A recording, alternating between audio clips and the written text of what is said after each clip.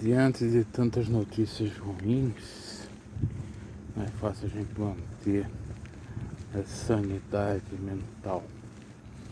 Manter esse fato, esse terremoto na Turquia, na Síria. Lamentável saber que mais de 6.000, 8.000 pessoas faleceram, crianças, pessoas inocentes. Terremoto que chegou a 8 pontos na escala Richter, de altíssima potencialidade, dano lesivo, letivo que letal. Então, situação bastante complicada. E se você ficar vendo os noticiários, alimentando aquilo ali, você vai ficar cada vez mais abatido, mais aborrecido, não vai viver a vida. E enquanto a vida, a esperança, se estamos vivos aqui, é para viver nessa situação. Assim sendo, a gente tem que ver e fingir que não vê as coisas para viver. Até eu estava pensando a respeito disso recentemente, quando eu estava passando por determinado local, onde que eu caminhava quando era criança com a minha avó, ou nós íamos, que era numa casa de uma tia, com ela. Fiquei pensando, tudo passa. A avó não está mais aqui, nem a minha tia que a gente ia lá visitar. A rua mudou, a cidade cresceu e eu aqui estou. Então, se eu ficar muito no saudosismo, muito lá na história, ficar muito no passado, eu não vivo a vida. Vou perder meu tempo e não vou viver. Do mesmo modo, se eu ficar só em notícias negativas, ainda que eu sei que existem, que são verdadeiras, que eu tenho que ter uma empatia, no sentido de colocar-me no lugar do outro e condoer-se. A Bíblia diz que é para chorar com os que choram. No entanto, todavia, eu não posso ficar preso à melancolia, à tristeza, ao sofrimento. Por isso que Jesus disse que deixar os mortos, enterrar os mortos. Ou seja, em outras palavras, viva a vida. Em outras palavras, cumpre a missão que você tem na Terra. Porque cada um tem uma missão e às vezes chega ao fim a missão de alguns. Faleceu recentemente o Super Chico. Era uma criança com síndrome de Down, uma série de patologias. Faleceu com 6 anos, ia fazer 7 anos nesse ano. Ele que tinha destaque nas redes sociais, que teve vencido doenças, várias cirurgias, inclusive quando a mãe dele estava com ele na barriga, estava gestante.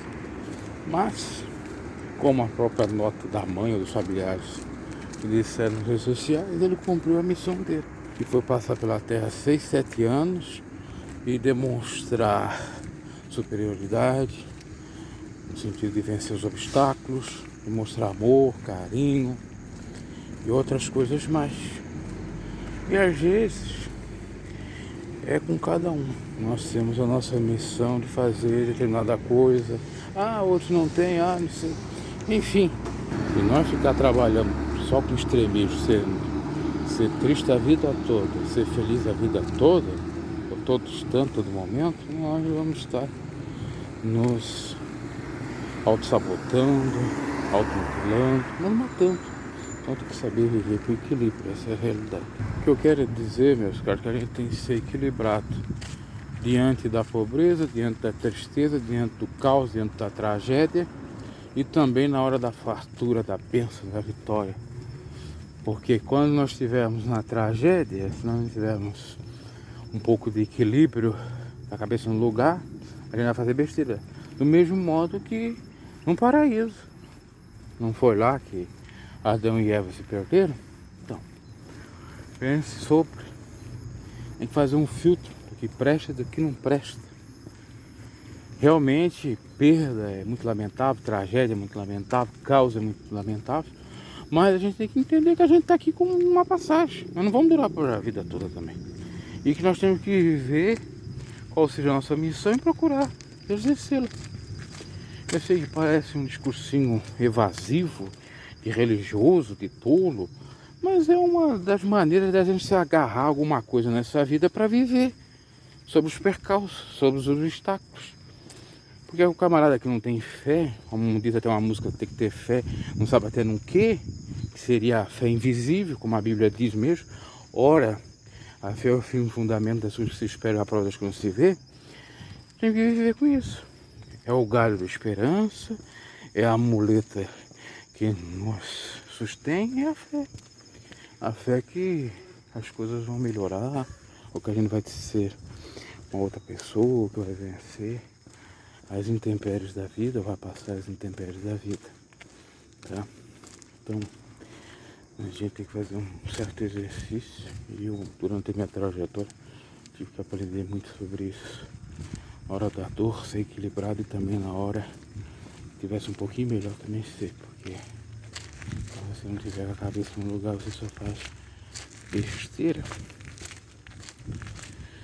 Então, essa palavra sirva o pessoal que está escutando isso aqui.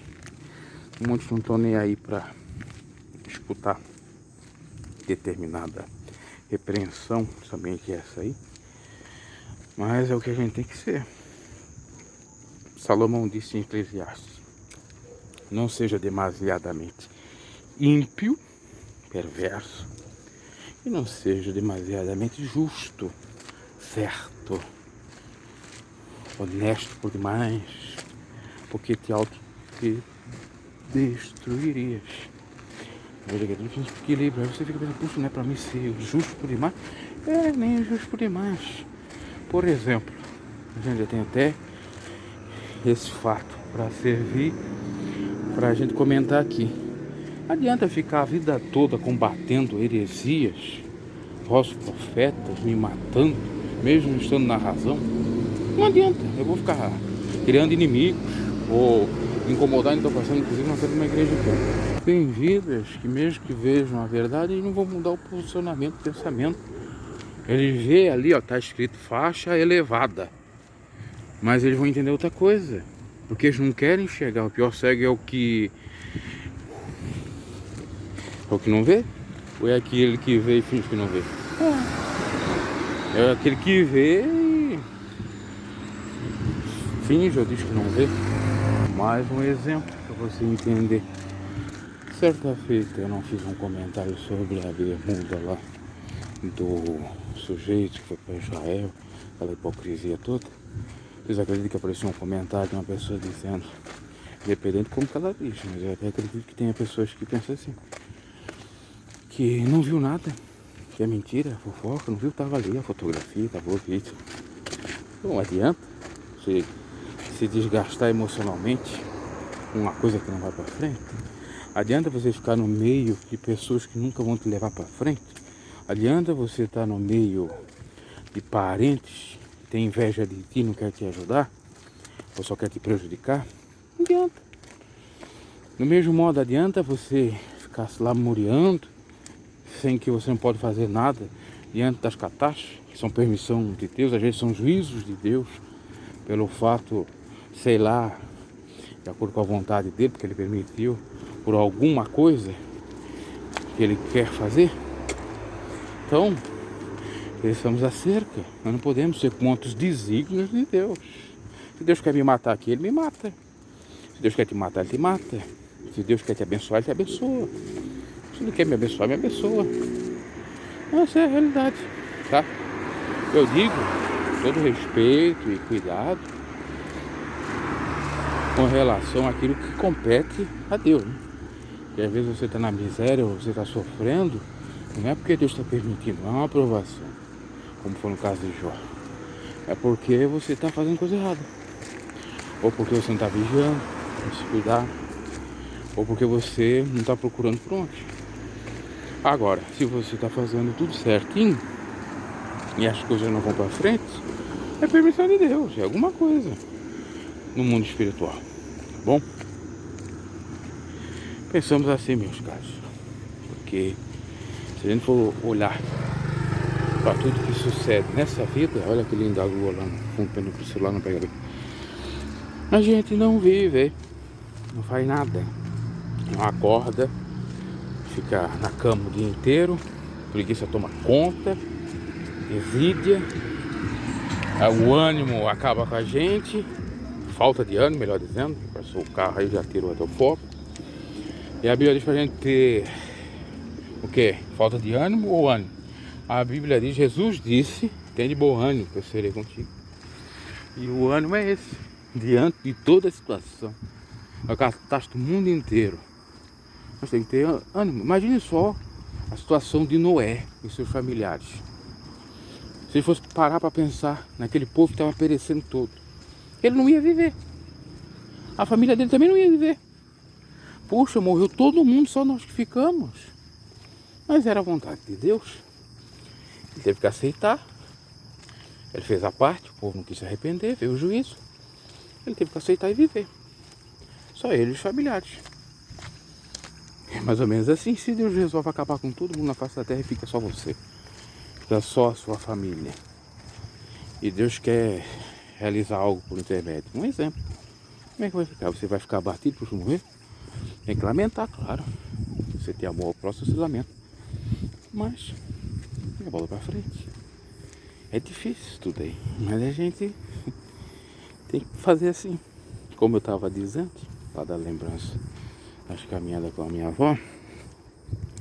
Se eu ficar preso ao passado, lembrando só da minha avó, o que a gente fez, namorando, eu não vou viver o resto de vida que eu possa ter, que Deus vai me dar. Assim como ela me dizia com relação à perda dos entes queridos dela, pai dela, mãe dela, o irmão, outras pessoas que ela gostava. Perdeu até o marido que ela gostava, sentiu até desânimo durante quase um ano, mas depois teve ano, foi vivendo e durou quase 10 anos, a mais do que o meu avô. Então é isso. Focar no que realmente presta, focar em Jesus. Tá desesperado, tudo é Jesus. Você tá sozinho, Jesus. Familiares te abandonam, Jesus. O mundo acabou, Jesus. Só você tá vivo na terra, Jesus. Entendeu? É assim. Tem que colocar isso na cabeça. Ah, não sei quem fez mal pra ti. Olha pra Jesus. Ah, não sei o que, Jesus. O médico me desenganou. Jesus, se for da tua vontade, tu me cura. Ah, não sei o que, o problema tá resolvendo. Jesus, tudo é Jesus. É, isso aí. E eu falando exatamente isso que eu tô falando, já até me fortifica um pouco mais na fé. Mas não é fácil, não. A gente fala, mas quando acontecem as coisas, se eu tivesse lá na pele daqueles familiares que perderam seus entes queridos na tragédia de terremoto, eu ia ficar concluído, ia se bobear até questionar Deus. Mas na realidade, isso que eu estou falando aqui seria mais ou menos a resposta que Deus daria.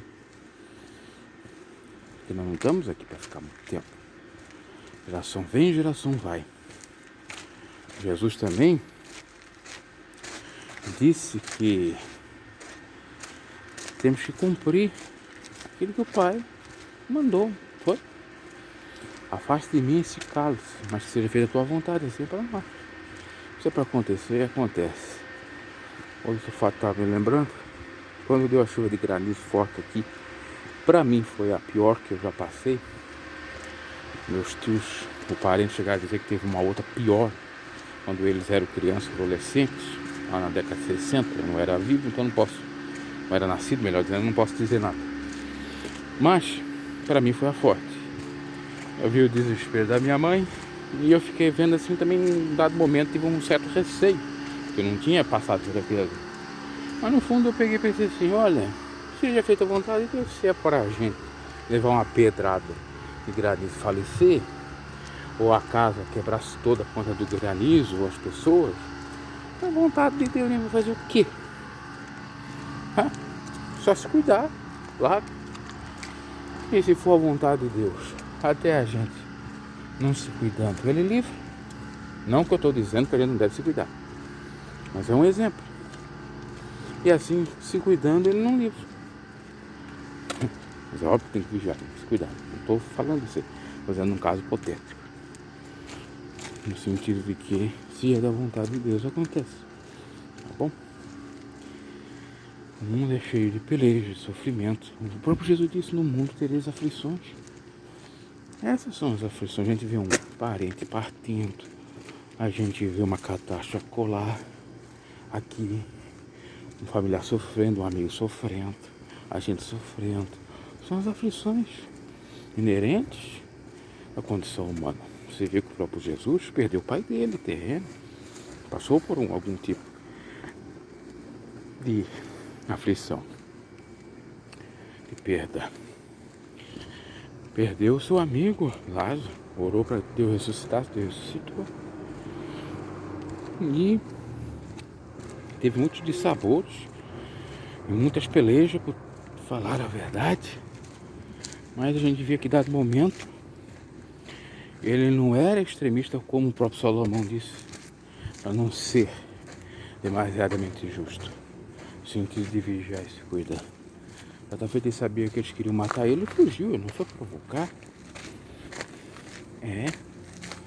Então pensamos acerca de tudo um pouco.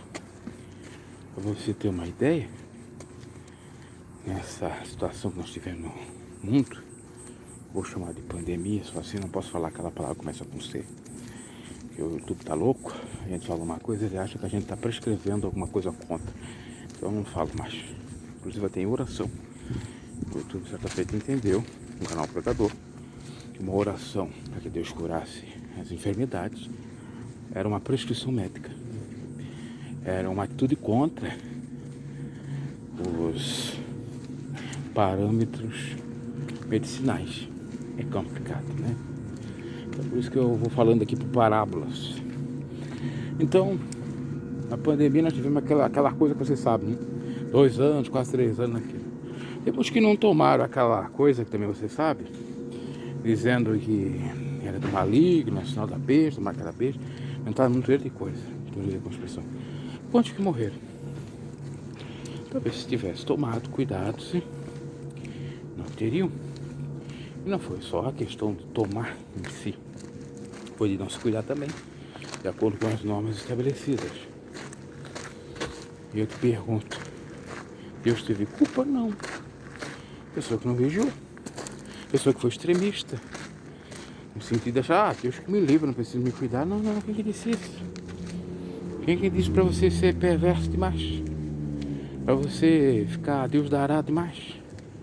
Uma coisa é você não tem como sair de uma situação tenebrosa e Deus vai lá e intervém. Uma outra é você poder sair e você não fazer nada, não se cuidar ao menos. Outros vão dizer assim, mas teve aquele que se cuidou e se foi. Sim, mas primeiro fez a parte dele. Era da vontade de Deus. Mas muitos duraram mais do que o prazo que talvez pudesse durar. Ok? Explicar logicamente tudo não é fácil. Muita coisa que não tem lógica, é verdade, você tem razão. E por isso que muitos viram ateu. Porque às vezes a perspectiva teológica não resolve, ou não mostra tudo certinho, ou nos dá a coerência correta das coisas. Mas contudo, todavia, como eu estava falando, a gente tem que ter fé. A fé é a mola propulsora para sucesso, para uma vida melhor. E assim a gente tem que agir por fé. Como não vendo nada, isso a palavra de Deus nos relata. Abraço e até a próxima.